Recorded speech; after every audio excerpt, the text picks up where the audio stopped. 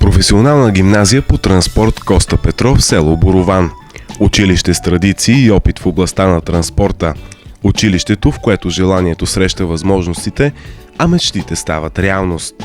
Специалности спедиция, транспортна и складова логистика и специалност автотранспортна техника. Специалност спедиция, транспортна и складова логистика. Професия спедитор-логистик, трета степен на професионална квалификация. Балообразуващи предмети. Удвоения брой точки от националното външно оценяване по български език и литература и националното външно оценяване по математика. Оценките по география и икономика и информационни технологии. План прием специалността. 13 ученика. Кой е спедиторът логистик? Той е суперорганизаторът на съвременната икономика.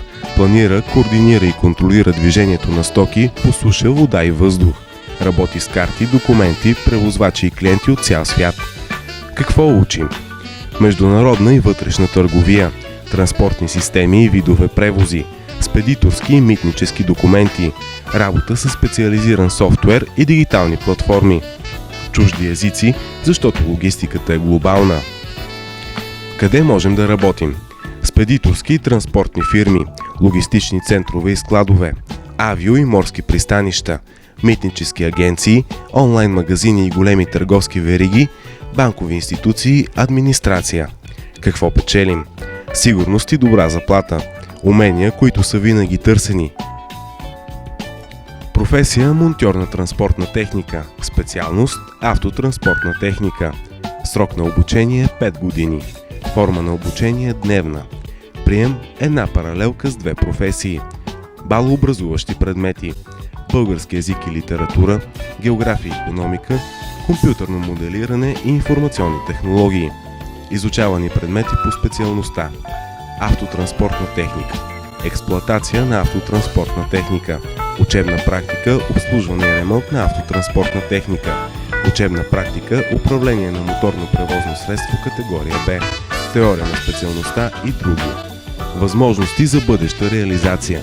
Автомонтьорите обслужват и поправят автомобили, бусове, мотоциклети и по-големи превозни средства, като камиони и автобуси. Те са обучени да работят във всички сфери на механиката и електричеството, от двигателя и спускателните системи до климатични и защитни функции. Имат възможност да специализират в лекотоварни автомобили, мотоциклети или тежкотоварни превозни средства, като камиони и бусове. Кариерно развитие. Във всички части на страната се търсят опитни автомонтьори.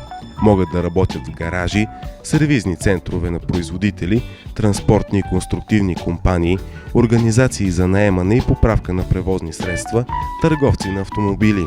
Работни места се намират и при организации като местни органи на властта, полицията и таксиметровите компании. Уменията и придобития опит могат да доведат до повишение в висшестоящ техник, супервайзър или мениджър на сервис. Други възможности могат да бъдат работа като инженер по повредите или прехвърляне в областта на автомобилното инженерство.